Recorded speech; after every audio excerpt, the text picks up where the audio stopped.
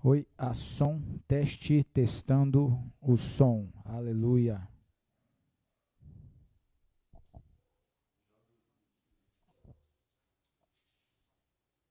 Ficou bom o som?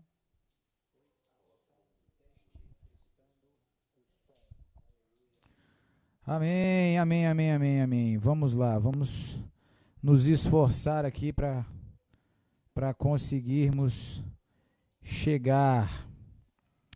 Paz o Senhor a todos que estão aí conosco.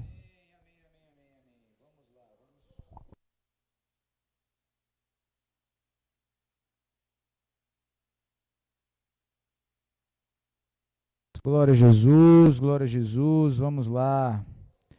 Vamos chegando aí, pessoal. O pessoal já vai distribuindo aí os links. Vamos aqui conversando.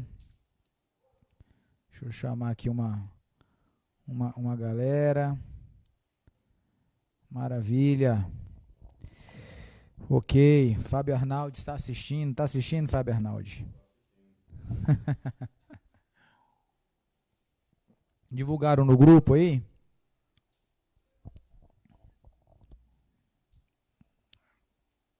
Agora parece que a transmissão tá boa, né?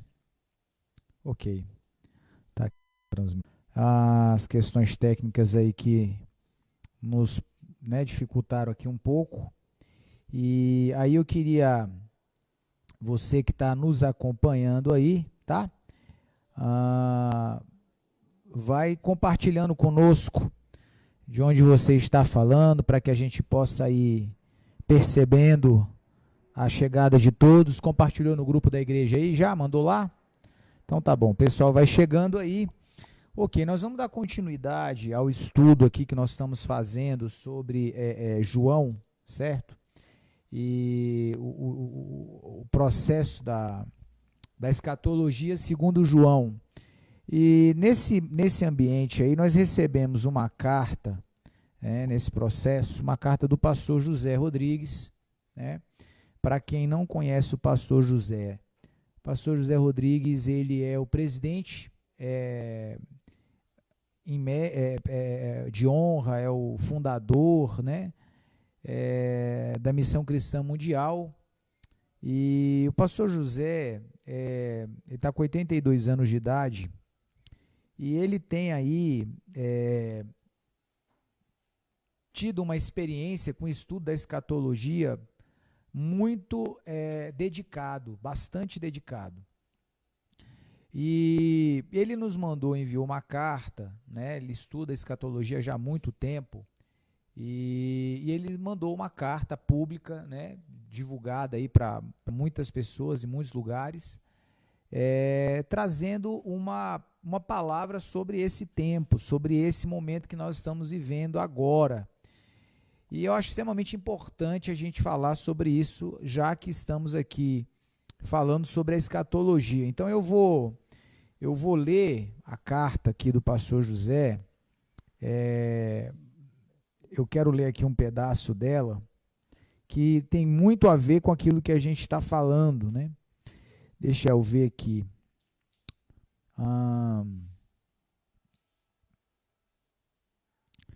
Eu quero ler aqui um pedaço onde o pastor José começa a falar algumas coisas interessantes aqui sobre a nossa realidade. Bom, eu vou ler a partir daqui. O pastor José vai falar assim, ó: juízos de Deus na atual dispensação, que é a da graça. Ele diz assim: agora quero mencionar o tema central dessa carta, que é o juízo de Deus nesta dispensação, que começou em Pentecostes e terminará com o arrebatamento da igreja e a volta do Senhor no final da grande tribulação. Fique claro que o arrebatamento ocorre logo antes do início da tribulação, e a volta do Senhor Jesus ocorrerá somente no final da grande tribulação, ou seja, no final dos 7 anos. É necessário entendermos o porquê da dispensação da graça de Deus, já que em todas as dispensações a graça de Deus, de certa maneira, sempre se manifestou. Ok. Vamos ler aqui. Veja o destaque onde Paulo fala em Atos 20 e 24 sobre essa dispensação. Porém, nada considero a vida preciosa para mim mesmo, contanto que complete a minha carreira e o ministério que recebi do Senhor Jesus, para testemunhar do evangelho da graça de Deus. Na dispensação da graça, Deus nos deu o melhor que tinha para nos comprar. Você é essa pedra de grande valor pela qual ele deu tudo o que tinha. Nela, o Senhor mostra toda a extensão do seu amor. Ok. Onde falhamos? Primeiro, governo. O Senhor nos deu autoridade de governo sobre demônios, só que nessa dispensação as trevas têm avançado mais e mais sobre toda a terra. O sistema denominacional da igreja hoje, seja por meio das denominações históricas, seja por meio dos ministérios que os pastores vão criando, é um processo que conduz o homem para o centro e ele passa a governar sobre pessoas e não sobre demônios. Jesus nunca governou sobre pessoas e, por causa disso, ele adquiriu autoridade para governar sobre demônios. Sacerdócio. A igreja falhou no relacionamento com Deus, do qual provém todos os recursos que ele tem para nós, né? Profecia. Aqui falhamos quando não proclamamos a salvação que há em Cristo Jesus, a cada povo, tribo, língua e nação. Aqui, especialmente agora, nos finais dos tempos, a igreja brasileira não tem ido e nem investido nos confins da terra. Né? Aí ele vai citar aqui um exemplo de uma situação que aconteceu com ele na Somália.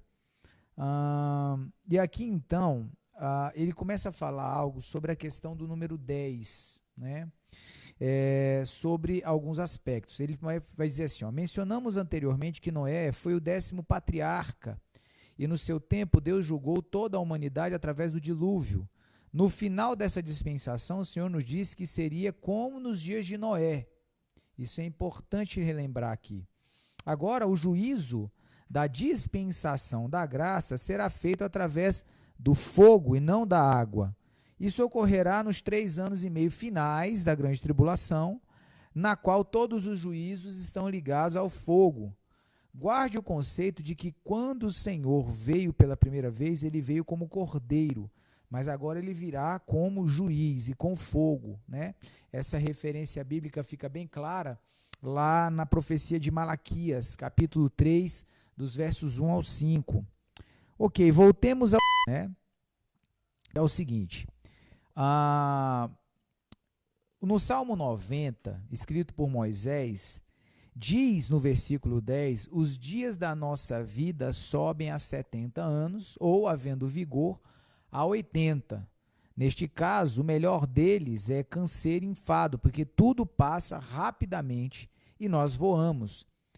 Aí o pastor José ele vai fazer aqui uma comparação dessa realidade com a realidade de Israel. Olha que interessante. Ou seja, os 70 anos já se cumpriram, tendo em vista a questão do renascimento de Israel, de quando Israel volta a se tornar uma nação. Israel deixou de ser uma nação no ano 600, mais ou menos, antes de Cristo. Houve essa realidade, né? Israel deixou de ser nação e voltou a ser nação em 15 de maio de 1948, quando Ben-Gurion assinou a Declaração do Estado de Israel, depois de 2.548 anos, né? Aí que Israel já tinha, enfim, né, vivenciado essa realidade aí. Olha que coisa interessante aqui. Quando lá na Palestina, né, a Inglaterra ia deixar de exercer o controle ali sobre a região da Palestina, então ela vai lá no ato final da sua tutela nessa região e assina a declaração de independência do Estado de Israel, voltando Israel então a ser uma nação. Então, aqui o ponto os 70 anos aí, segundo o Salmo 90, né, que foi escrito por Moisés, essa é a comparação do pastor José, esses 70 anos se cumpriram então aí no dia 15 de maio de 2018, não é? 15 de maio de 1948, Israel volta a ser nação. Então, esses 70 anos aí ocorrem, né, se dão em 15 de maio de 2018. Faltando, então, os 10 anos, que, segundo o Salmo, Moisés diz que é o que pode se estender, né? Esse tempo aí de vida para o homem. Portanto, estamos vivendo o segundo ano desses 10, né? Sendo que o 10º ano, então, se completaria no dia 15 de maio de 2028. Nós estamos em 2020, 2 anos dentro já desses 10 anos aí de enfado, por assim dizer. Aí eu vou voltar para a carta do pastor José, ele diz assim, ó: é importante lembrar que as profecias ligadas a Israel sempre trazem datas muito precisas. Contudo, isso não acontece com as profecias ligadas à igreja, conforme afirma Efésios 3, dos versos 1 ao 13. A igreja sempre foi e sempre será um mistério para o mundo até o dia do arrebatamento, quando finalmente será conhecida como a noiva que se unirá no céu eternamente ao Senhor Jesus, corpo dele. É importante entendermos que o dia e a hora do arrebatamento ninguém pode marcar, conforme diz Mateus 24:36. Mas quando os saduceus e fariseus questionaram o Senhor Jesus, ele responde enfaticamente, repreendendo-os, dizendo, lá no capítulo 16 de Mateus, no verso 3, sabeis na verdade discernir aspectos do céu, e não podeis discernir o sinal dos tempos? Os reis, magos, né, vieram ver Jesus logo no seu nascimento porque discerniram, né, o tempo e as épocas mencionadas pelos profetas bíblicos. Isso eu estou lendo a carta do pastor José, você que está chegando agora aí, né, está conosco, Arthur Oliveira, Gegel, mandaram aqui mensagens. Você tem liberdade aí para mandar sua mensagem também, para a gente saber aí quem é que está nos assistindo, quem é que está nos acompanhando. Ok, vamos lá, vamos discernir a profecia de Jeremias e tudo isso. Bom,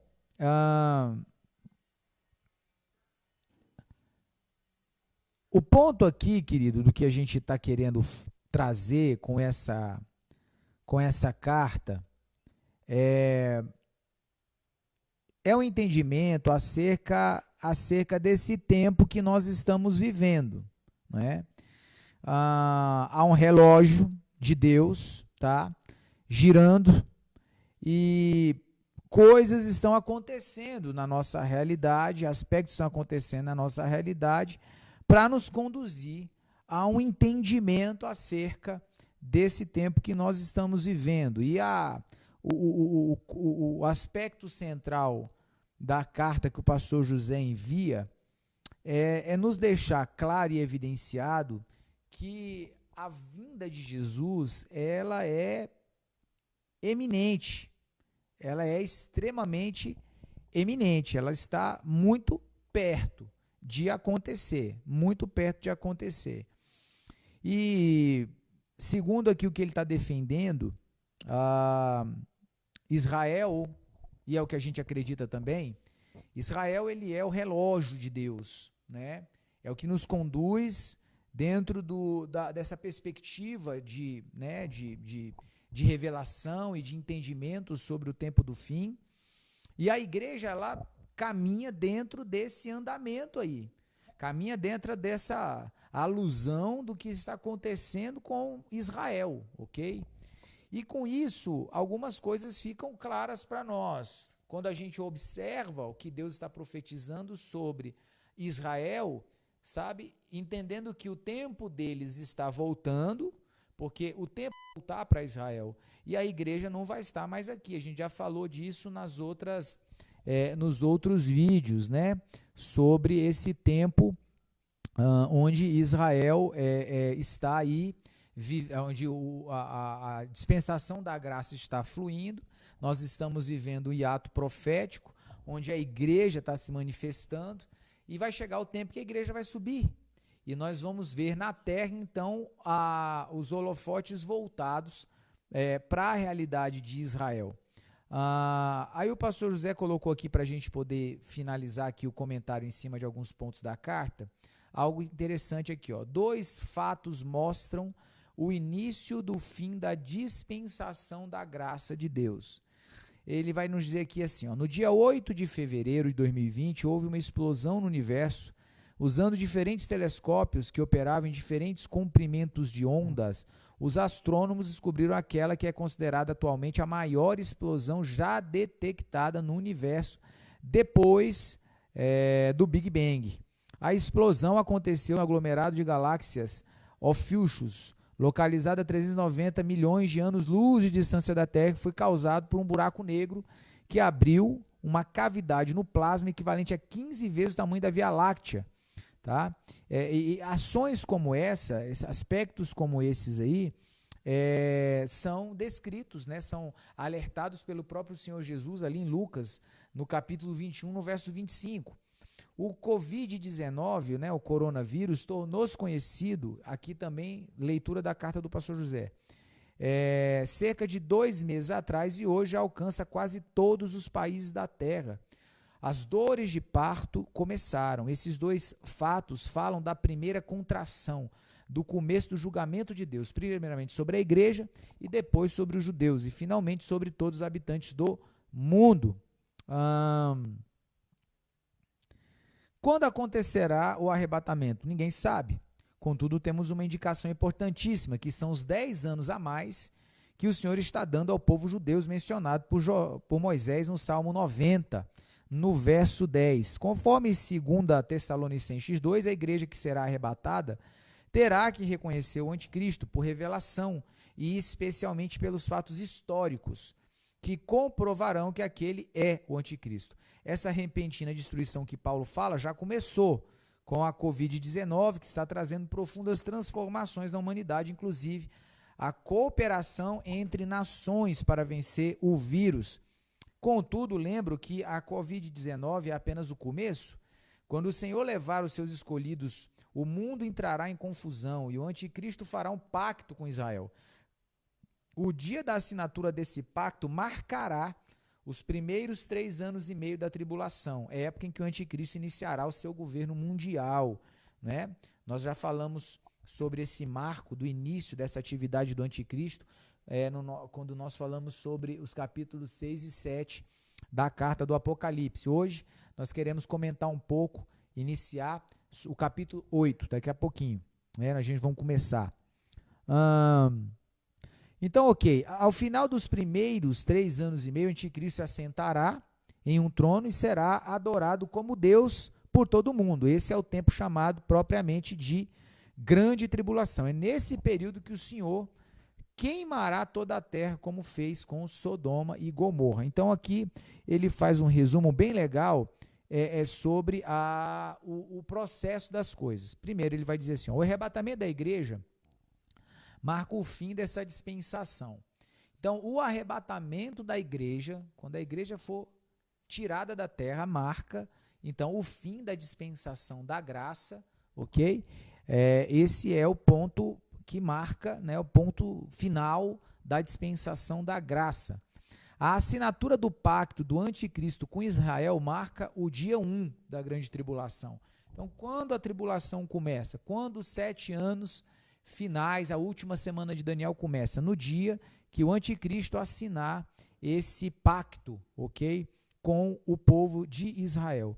A extensão da paciência de Deus com Israel vai do dia 15 de maio de 2018 até 15 de maio de 2028, né?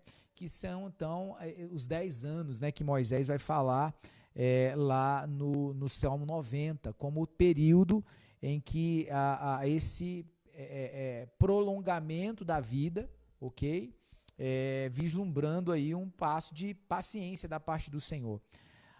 Quarto ponto, a Covid-19 marca o início do momento final do juízo de Deus sobre a terra, né? Segundo o pastor José aqui, ó.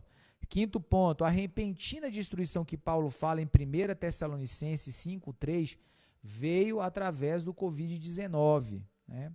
E embora não possamos marcar datas, o arrebatamento da igreja deverá ocorrer antes de 2028, né? Então, o pastor José está afirmando isso baseado no tempo, tá, de paciência que Deus terá com Israel. Então, após o renascimento de Israel, que foi no dia 15 de maio de 48, de 1948, então, a partir desse tempo, o pastor José está usando aqui o Salmo 90 para poder apontar que existe um tempo que Deus determinou para Israel, certo? Então, nós já passamos os 70, nós estamos nos 10 anos finais, a partir de 2018, estamos no segundo ano desses 10 anos finais. Então, esse tempo de paciência de Deus com Israel duraria até 15 de maio de 2028.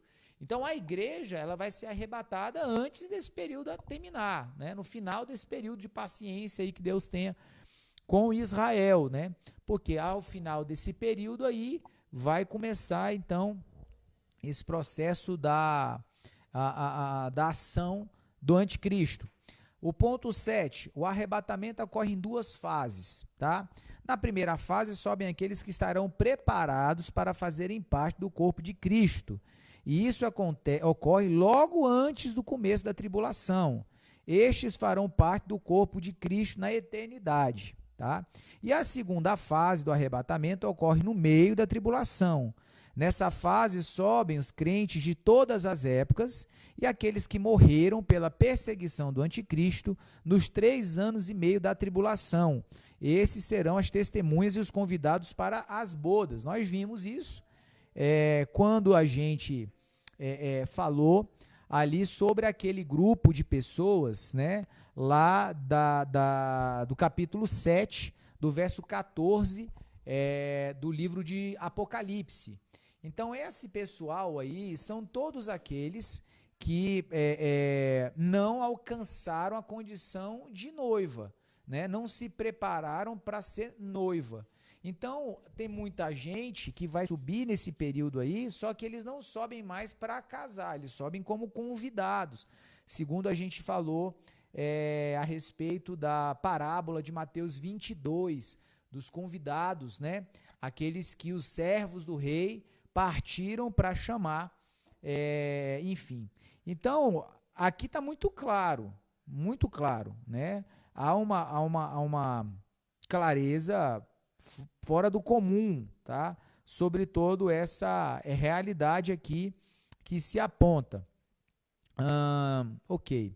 Então, essa carta ela está disponível aí nas redes sociais. A gente postou no grupo da igreja a carta na íntegra. Se você que está me escutando não é do Ministério Elim, quer ter contato, saber dessa carta, quer ter conhecimento dela, coloca nos comentários aí, tá? O seu nome. Na verdade, você tá no comentário aí, pastor? Coloca aqui para mim. Coloca meu telefone de WhatsApp, tá? Para quem não tem, tá? Quem tiver o desejo de ter essa carta, me manda uma mensagem no WhatsApp que o pastor Fábio Arnaldi vai colocar aí, eu mando essa carta para você, compartilho essa carta para você poder estar também lendo, ok? Na íntegra. Queridos, há uma palavra forte, né? Você vê, o tempo da paciência do Senhor durará, né, até 15 de maio de 2028, com Israel. E Israel é o relógio de Deus, né? Israel é o relógio de Deus dentro daquilo que tem em relação ao período da última semana, que é a última semana de Daniel, a tribulação, né? Os 7 anos.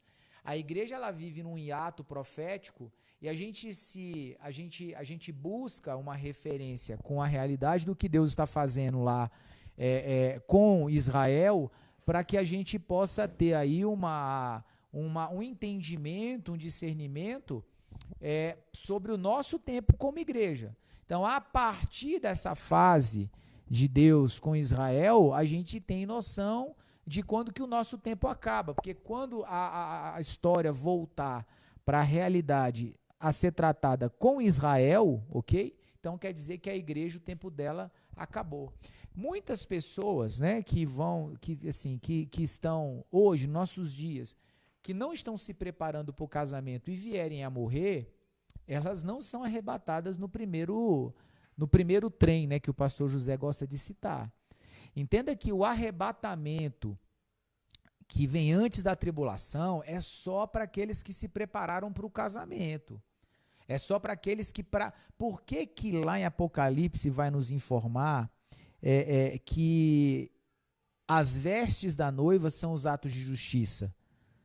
Porque aqui tá existe um ponto aqui da carta do pastor José muito interessante, que ele fala que para cada dispensação há 3 realidades que o homem ele precisa se alinhar: governo, o sacerdócio e a profecia. Então, para cada dispensação, existe da parte de Deus uma proposta, uma orientação, uma direção para o homem sobre governar, sobre exercer um sacerdócio e sobre o entendimento profético. Quando o homem falha, e ele vem falhando em todas as dispensações, aí vem o juízo, certo? Houve juízo para Adão no Éden, que foi ser expulso. Houve um juízo para a humanidade depois disso, que foi o dilúvio. Então, veio havendo uma série de juízos sendo aplicados. E qual é o juízo, né, para aqueles que perderem o tempo da graça? É o juízo eterno, tá? É o juízo eterno. Isso é algo que ser levado em consideração. Então, aqueles que não se prepararam de forma como deve preparar, apesar de ser crente, apesar de ter guardado a fé, ele não vai subir no primeiro arrebatamento. Tem muita gente que vai ficar. Tanto as pessoas que vão ficar em vida, quanto aqueles que morreram e não se prepararam. Foram crentes que não se prepararam para o casamento com Jesus. Esse grupo não vai ser arrebatado nesse primeiro grupo, não.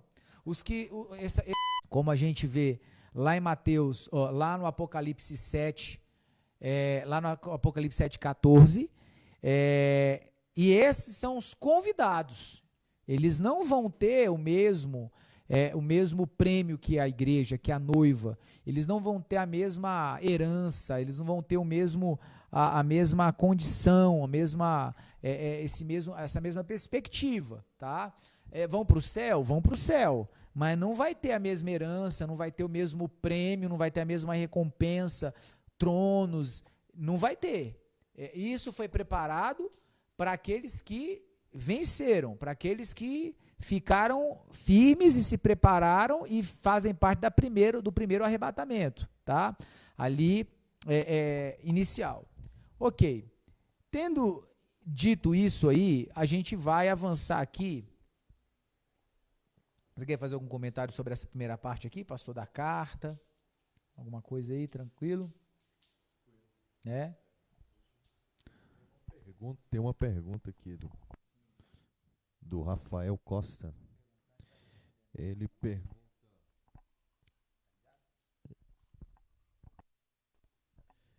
pergunta aqui o que é o batismo com fogo, pastor. Olha só, o pastor José, ele até nessa carta ele fala sobre essa questão desse batismo com fogo, né? O fogo, ele tem 2 sentidos, né? Quando a gente observa a sua aplicação nas escrituras. O primeiro, um dos, né, sentidos do fogo é purificação, né? É uma purificação, fala sobre um processo de prova que purifica, né? O fogo também tem uma conexão com a questão do juízo, né, de castigo, que também é um processo de purificação. A ideia do fogo é que quando ele, por exemplo, né, você pega o ouro e você coloca sobre o fogo, a alta temperatura faz com que as impurezas que estão ali sejam derretidas e o ouro fique puro, né?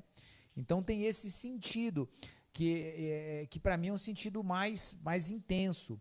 A questão do fogo do Espírito e tudo isso. Então, eu creio que o batismo com o fogo tem a ver com o batismo de uma purificação espiritual, sabe? É um momento de preenchimento, de enchimento, de inundação da parte de Deus, que provoca uma purificação mais forte, mais intensa, né? Que nos, digamos assim, que nos conecta a um nível de espiritualidade maior. Pastor José, nessa carta, ele vai dizer que ele teve esse batismo aí, quando ele esteve lá em Mogadiscio, né, na Somália. Então ele estava num quarto orando, e ali ele teve uma visitação muito forte da parte de Deus, e que provocou, sabe, assim, algo, né, intenso na vida dele. Então, é dessa maneira que eu penso ser o batismo com fogo, né? O batismo com o Espírito Santo é um batismo que tem o propósito de capacitação, né? De trazer ali a palavra é bem essa mesmo, uma capacitação para o crente, um preenchimento de dons, de habilidades, para que ele possa servir o corpo. Mas o batismo com fogo ele tem a ver com esse processo de purificação, de preenchimento, sabe? A palavra é essa, purificação e preenchimento, algo da parte de Deus, que deve ser buscado com muita dedicação, com muita, sabe, com muita ênfase, ok? Para mim, o batismo com fogo, ele visa proteger o crente da apostasia, desse esfriamento que vai ser comum para essa fase, tempo de igreja que a gente está vivendo, entendeu? Então, para mim, o batismo com fogo, ele vem para nos conectar nesse sentido aí, né? Então, para mim é isso aí. Vamos avançar para o capítulo 8? Vamos lá. Ok. O último selo. Então, você que está aí na sua casa, né? E puder, abra a sua Bíblia no capítulo 8, né? Do livro do Apocalipse, capítulo 8. Abre aí para nós, pastor. Que aqui nós vamos, então, começar o período...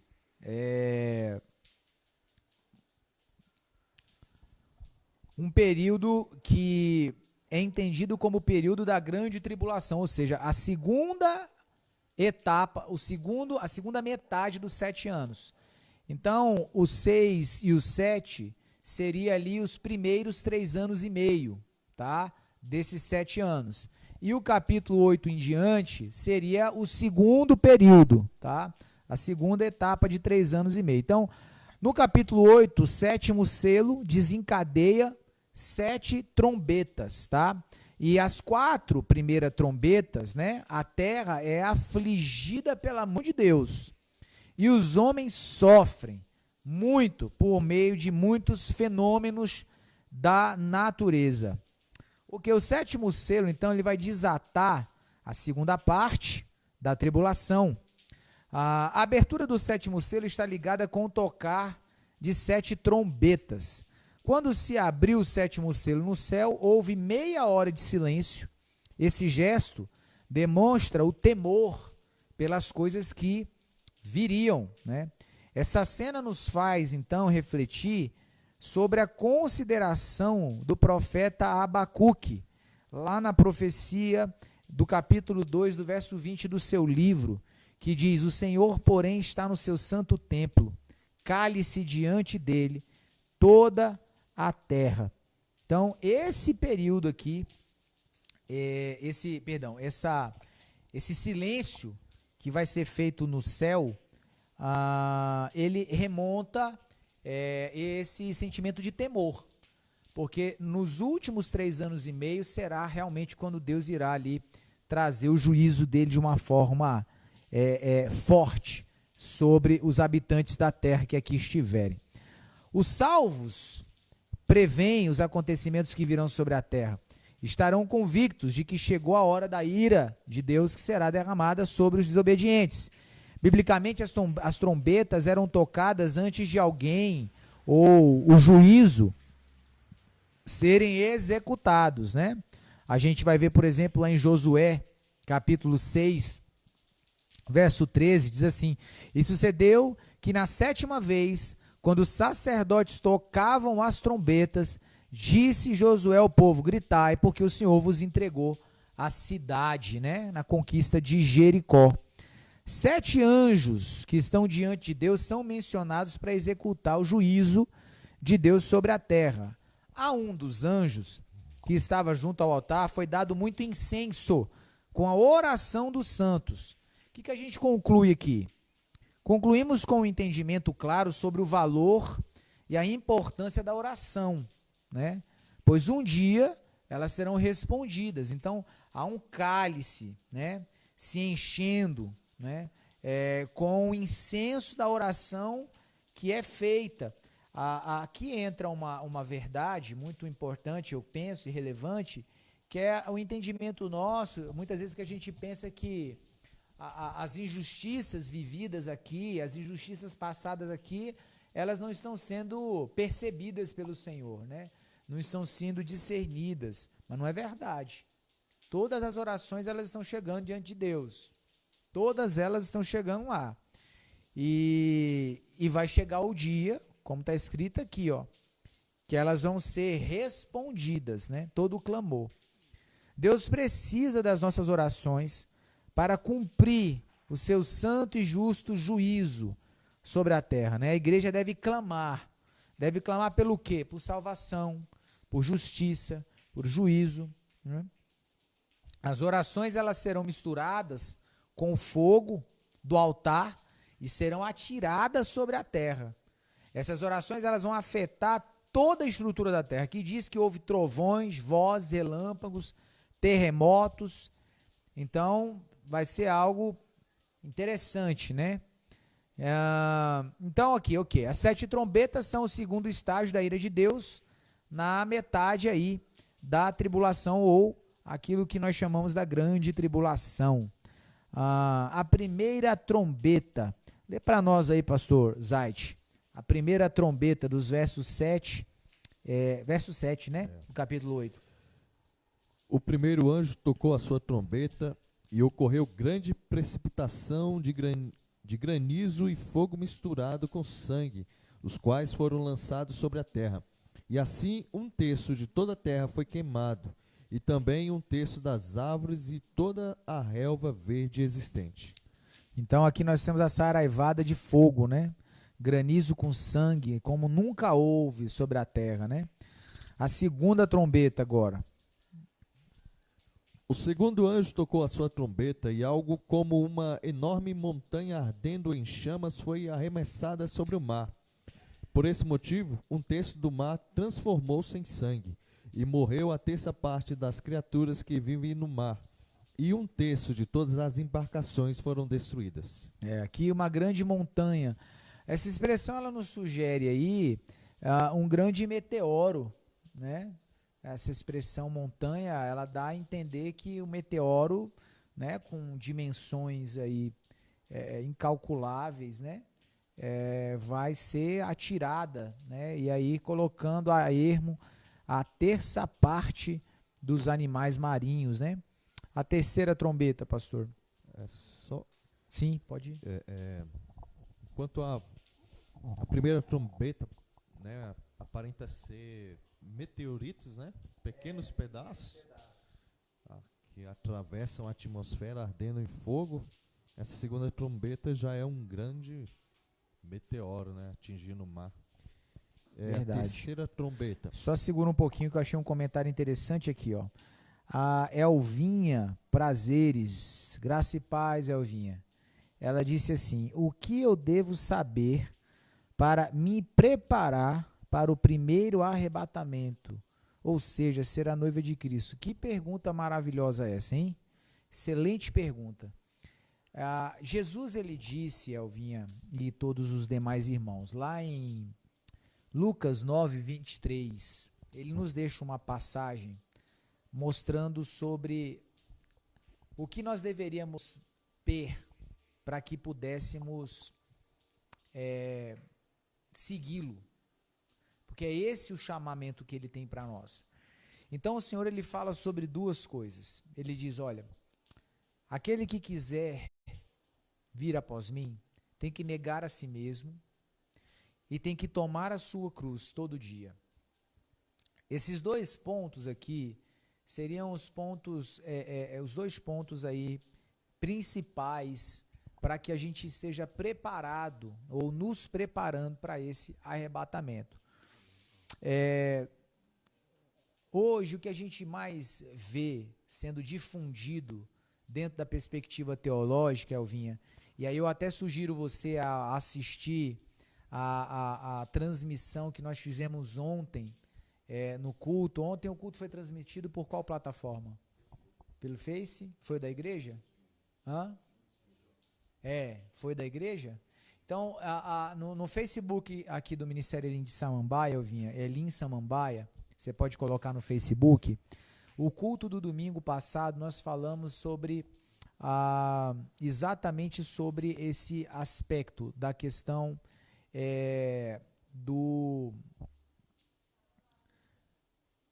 desse perfil, né, de comportamento, né, necessário para que haja realmente esse vínculo com o Senhor, né? Então, aqui Jesus está falando sobre, sobre o humanismo. Estava tentando lembrar a expressão aqui. No domingo nós falamos sobre as duas primeiras ondas teológicas que são completamente influenciadas pelo humanismo.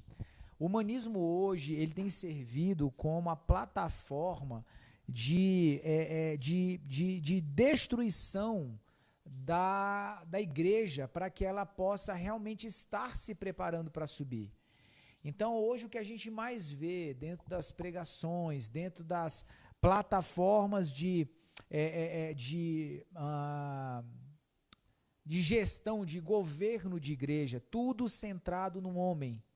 Tudo voltado a suprir as necessidades do homem. Então, tudo que se produz, tudo que se planeja, tudo que se busca, de alguma maneira, construir, sempre direcionado, sempre voltado às necessidades do homem, às suas, aos seus aspectos egóicos, ok? Então, essa doutrina, Elvinha, é vinha, né? Não é Elvinha, não, é vinha. Essa doutrina, ela é que faz com que o homem seja afastado do seu Deus. Toda essa perspectiva humanista, toda essa ideia de que tudo tem que ser para mim, tudo tem que servir à minha necessidade, tudo tem que servir ao que eu preciso, ao que eu quero, ao invés de buscarmos a vontade de Deus, ao invés de buscarmos a direção de Deus, a realidade, a necessidade do reino do céu é a sua justiça. Então, primeiro ponto de fundamento, que essa ideia do negue-se a si mesmo e tome sua cruz, é você refutar toda essa doutrina, toda essa teologia que ela é centrada, ela é norteada, ela é conduzida pelo humanismo, tá? Pela ideia humanista. Então, essa teologia da prosperidade, do triunfalismo, né, a confissão positiva, essa teologia coaching, toda essa ideia que está vindo, a hipergraça, todos esses conceitos de teologia, elas só visam afastar o homem de Deus. Então, a verdadeira teologia, a realidade cristã, pode chamar de Eva, ok, Eva. Então, assim, todo esse contexto, Eva, aí, ela nos afasta do real propósito. Como eu devo andar? Eu devo buscar a vontade de Deus, o reino de Deus, a sua justiça, os atos de justiça que são as vestiduras da noiva. Que os atos de justiça? O cuidado com o órfão, o cuidado com a viúva, né? O ir às nações. Tá? Ir às nações, ir aos confins da terra, isso não é algo, digamos assim, não deveria ser, né, algo extraordinário dentro das igrejas de hoje. Deveria ser algo comum, algo normal, algo do dia a dia. Todos deveríamos estar sempre dedicados em, de alguma maneira, contribuir em ir aos povos não alcançados. Isso não é algo fantástico, a igreja faz missões, sabe? Na verdade, a razão das coisas serem assim mostra o quão distante nós estamos do propósito. Ir às nações deveria ser normal, deveria ser comum. Toda a igreja, e quando eu falo igreja, eu estou falando da questão denominacional, por assim dizer, toda essa ajunção, todos deveriam estar conectados ao propósito de ir aos povos não alcançados, em fazer missões, em ofertar, em enviar missionários. Todos deveriam, em orar por missões, todos deveriam. Mas não estão. E por que não estão? Porque estão apegados ao humanismo. Então eu não quero enviar dinheiro da minha igreja para as nações, porque eu quero usar todo o dinheiro da minha igreja aqui. Isso é humanismo. Isso é egocentrismo, isso é viver centrado no eu, tá? Então, hoje, o que mais impede com que a igreja do Senhor Jesus, os crentes do nosso tempo, estejam se preparando para a volta de Jesus é o humanismo dentro das igrejas servindo como fundamento teológico, como fundamento de ensino bíblico. Então, negar a si mesmo, tomar a sua cruz todo dia, tá? Praticar os atos de justiça é o caminho para se preparar para ser realmente para ser noiva, para casar com Jesus, para subir no arrebatamento pré-tribulacional, não é? E não ficar de fora desse processo de ser noiva e apenas ter que, enfim, se contentar como ser um convidado para esse casamento, para as bodas, né? Então, esse seria meu conselho para você, para todos nós, né? Para todos nós, nos guardar nesse sentido aí. Ok? Amém. Muito boa pergunta aí. Vamos continuar aí, pessoal, participando. Estamos aí aqui aguardando seu comentário, enfim, sobre aquilo que você entender ser necessário respondido aqui. Estamos em qual trombeta, pastor? Terceira trombeta. O terceiro anjo tocou a sua trombeta e precipitou do céu uma grande estrela, ardendo em chamas como tocha, sobre um terço dos rios e das fontes das águas da terra. E o nome da estrela é Absinto. Portanto, um terço de toda a água potável da terra tornou-se amarga, e multidões morreram pela ação nefasta das águas que foram envenenadas. Interessante que, como o pastor Zait mencionou, né, a gente teve, em primeiro lugar, pequenos meteoros, depois um grande meteoro e aqui mais outro, né? Então, você percebe como vai haver realmente assim uma movimentação no ambiente do universo, né? Sobre essa questão. Essa explosão que houve no espaço, né? Oriundo aí de uma ação de um buraco negro, isso é algo assim que deve ser muito levado em consideração, né? Para quem quiser saber mais sobre esse aspecto em particular, isso está no canal do YouTube do Space Today, tá? Cujo título é A Maior Explosão Já Detectada no Universo Depois do Big Bang. Tá? É o episódio 2133. Então, o canal no YouTube Space Today, com o tema A Maior Explosão Já Detectada no Universo Depois do Big Bang. Então, assim, é algo de uma consideração gigantesca, né? De uma expressão gigantesca que remonta, mais uma vez, irmãos, que o universo inteiro está se movendo para a realidade que nós estamos prestes aí a perceber. Vamos lá, próxima trombeta.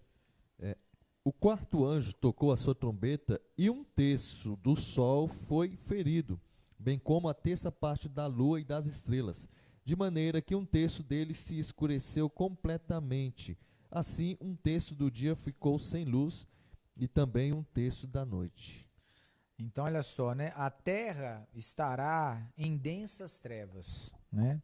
E se cumpre a profecia de Jesus em Lucas a respeito do fim dos tempos, né? Quando ele diz que o sol, a lua e as estrelas iriam diminuir sua intensidade, né?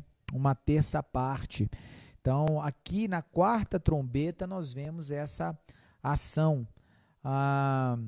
do céu se escurecendo de forma literal, né? O capítulo, pode falar. Essas quatro primeiras trombetas aqui, né? Nós podemos notar que eles são liberados assim sobre a natureza, né? Primeiro as aves, as vegetação, um terço, depois um terço do mar é ferido, e depois um terço das águas dos rios, né? Água potável, água doce, e depois agora um terço do sol e da lua e as estrelas, né? Perdem o brilho. Então um terço do mundo vai ficar na escuridão, assim como Deus também jogou aquelas pragas no Egito, né? E nós notamos aqui que não parece ser tudo de uma vez, mas é uma coisa sequencial, né? Termina um, começa outro. É um processo de juízos, né, paulatinos, né? O capítulo 8 encerra, o capítulo 8 de Apocalipse encerra enfatizando a dor e a veracidade das trombetas que virão, né? A gente vê ali a expressão no verso de número... Que verso é esse aqui? 13, né? No verso 13, né? Ai, ai, ai. Né? Os 3 ais aí está ligado cada um diretamente a essas 3 últimas trombetas que ainda restam, né? A 5ª, a 6ª e a 7ª trombeta. Um detalhe importante a ser lembrado é que as 4 primeiras trombetas, elas estão diretamente ligadas à natureza, né? Igual o pastor Fábio acabou de citar, né? A vegetação, água salgada, mares, água doce, sol, lua. Então, assim, diretamente ligado a isso e atingindo, né, diretamente, com efeitos diretos no homem, evidentemente. O Deus, né, Criador, está indignado com os pecados e a iniquidade praticada em toda a terra. Da 5ª trombeta em diante, a ira de Deus, aí ela é direcionada totalmente aos homens, né? As primeiras 4, elas são ataque à natureza, né? Tem um efeito no homem, mas a partir da 5ª, né? Agora a gente vai ver uma realidade voltada realmente para os homens, né? De uma forma dedicada.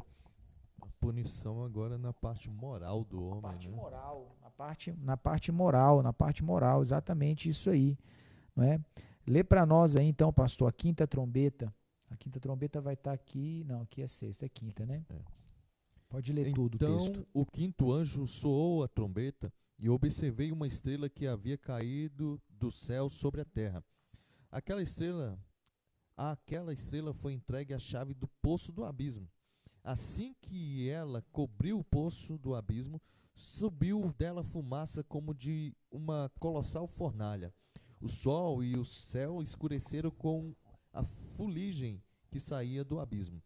Dessa fuligem saíram gafanhotos, que vieram sobre a terra, e lhes foi concedido poder como o de escorpiões da terra. Contudo, eles receberam ordens para não causar dano à relva da terra, nem a qualquer planta ou árvore, mas tão somente aqueles que não haviam recebido o selo de Deus em suas frontes. Não lhes foi concedido poder para matá-los, mas para provocar-lhes tormentos durante 5 meses. E a aflição que eles sofreram era como a causada pela picada do escorpião. Assim, naqueles dias as pessoas procurarão a morte, todavia não a encontrarão. Desejarão morrer, mas a morte fugirá deles. O aspecto dos gafanhotos fazia lembrar cavalos preparados para a batalha. Tinham sobre a cabeça algo como coroas de ouro, e o semblante deles era semelhante ao rosto humano. Os cabelos deles eram parecidos com os cabelos de mulher, e os dentes como os de leão. Possuíam couraça como armaduras de ferro, e o som das suas asas assemelhavam-se ao barulho de muitos cavalos em carruagens correndo em direção à batalha. Tinham também caudas e ferrões como de escorpiões, e em suas caudas carregavam a capacidade de provocar tormentos à humanidade por 5 meses. E havia um rei sobre eles, o anjo do abismo, cujo nome em hebraico é Abaddon e em grego Apolion. Portanto, o primeiro dos ais já passou, contudo outros 2 ais estão por vir. Essa estrela caída aí, irmãos, é Satanás, né? Que lançado por terra recebeu a chave do abismo. Ao abri-la, dessas densas trevas são liberadas sobre a terra ao ponto de escurecer o céu e o ar, né? Como está dizendo aí. Milhares de espíritos malignos presos, né, por séculos serão liberados para atormentar especificamente os homens, né? Enfim, né, a humanidade. A ação desses demônios será regida por um líder do inferno que a Bíblia chama de rei, né? O anjo caído que reside no abismo, seu nome é dito aí, né? Abaddon, né? Apolion. E em ambas as línguas o significado é destruidor. Então, esse demônio vai liderar esse grupo de demônios, de espíritos malignos aí, para atormentar o homem. Nesse período, nós estamos mais uma vez, irmão, do capítulo 8 em diante, nós estamos falando da segunda metade da tribulação. Os 3 anos e meio finais, onde Deus, enfim, começa a derramar a sua ira de uma forma contundente, né? E ele vai atingir aqueles que não têm o selo de Deus, né? Aqueles que não têm o selo de Deus. Aqueles que não têm o selo de Deus. Vai vir para esse fim. Vamos lá, vamos para a sexta trombeta, então. Lê para nós aí, pastor, a sexta trombeta. Então o sexto anjo fez soar a sua trombeta, e ouviu uma voz que se projetava dos 4 ângulos do altar de ouro que se encontra na presença de Deus, dizendo ao sexto anjo que se empunhava a trombeta: solta os 4 anjos que se encontram atados junto ao grande rio Eufrates. Foram então soltos os 4 anjos que se achavam naquele exato momento, dia, mês e ano, a fim de que matassem 1/3 de toda a humanidade. O número dos cavaleiros que formavam os exércitos eram de 20.000 vezes 10 milhares, de acordo com o número que ouvi. Os cavaleiros e as montarias que vi em minha visão tinham esta aparência. As suas armaduras eram vermelhas como fogo, azuis como jacinto e amarelas como o enxofre. A cabeça das montarias parecia a cabeça de um leão, e das suas bocas lançavam fogo, fumaça e enxofre. E por intermédio destes 3 elementos de destruição, fogo, fumaça e enxofre, que eram cuspidos de suas bocas, foi morta 1/3 parte de toda a humanidade. O poder desses cavalos estava na sua boca e na sua cauda, porquanto as suas caudas eram como cobras, possuíam cabeça com as quais feriam as pessoas. O restante da humanidade que não morreu por causa desses flagelos, nem mesmo diante disso se arrependeu das más obras de suas mãos, deixando de adorar os demônios e os ídolos de ouro, prata, bronze, pedra e madeira, ídolos que não conseguem ver, nem ouvir, nem andar. Da mesma forma, não se arrependeram dos assassinatos cometidos, das suas feitiçarias, da sua perversão sexual e de todas as formas de apropriação indébita. Meu Deus, né? Que situação terrível, né? Então, ao tocar a sexta trombeta, o próprio anjo que tocou tem a tarefa de soltar os 4 anjos que estão amarrados junto ao rio Eufrates, né? Na atualidade, essa região aí está localizada na Síria e o Iraque, né? Então, o rio Eufrates está localizado ali, né? A Síria e o Iraque, né? E a cidade da Babilônia também se localizava junto ao rio Eufrates. E segundo a escritura, né? Era chamada uma cidade de morada de demônios. Olha que interessante, né?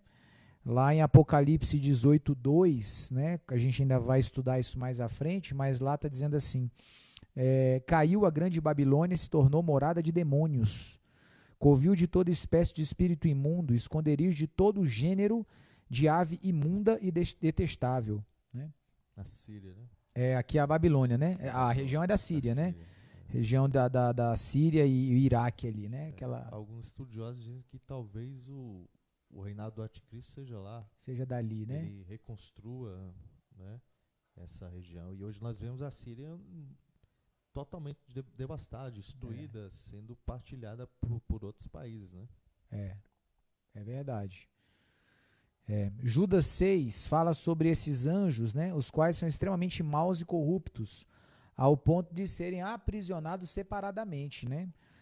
Ele vai dizer lá, né, no verso 6 de Judas: e há anjos, os que não guardaram o seu estado original, mas abandonaram seu próprio domicílio, eles têm guardado sob trevas, em algemas eternas, para o juízo do grande dia.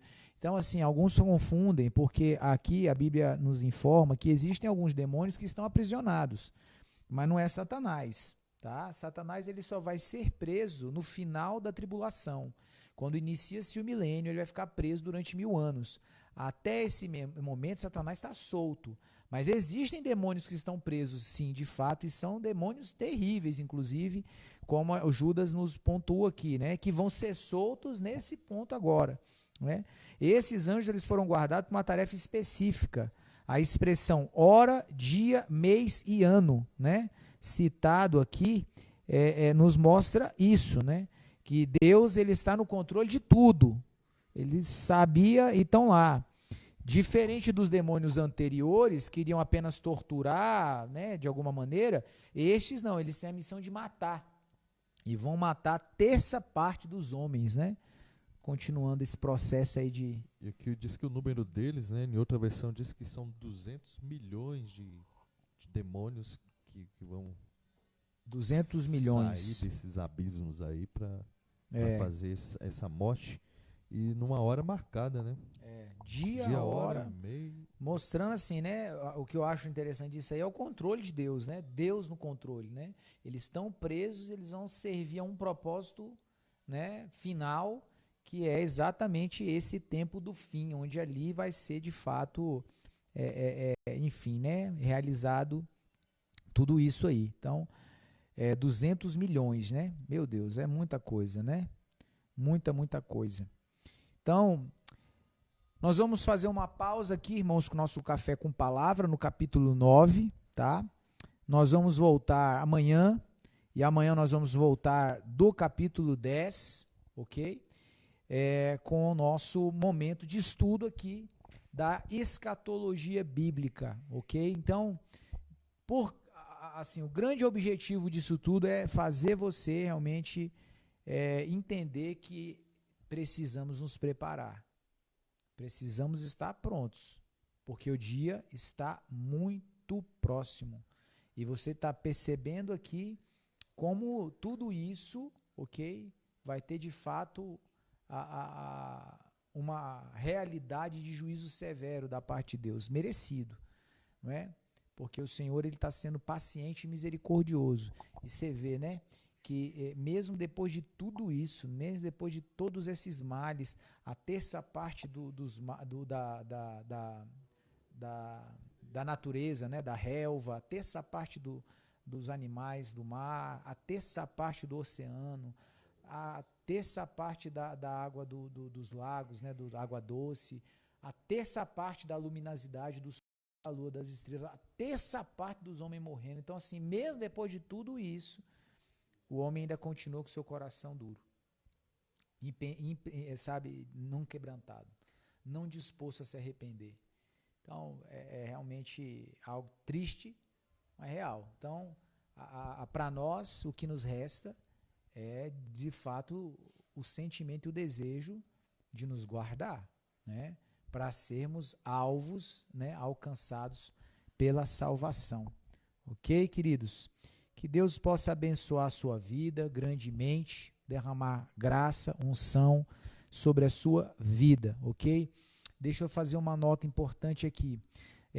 Está sendo aí liberada uma nota do governador acerca não foi assinado ainda, pelo que eu entendi, ela só foi divulgada, mas provavelmente liberando o retorno das atividades de culto, porém com uma série de requisitos, né, ali que vai se estabelecer e tudo mais.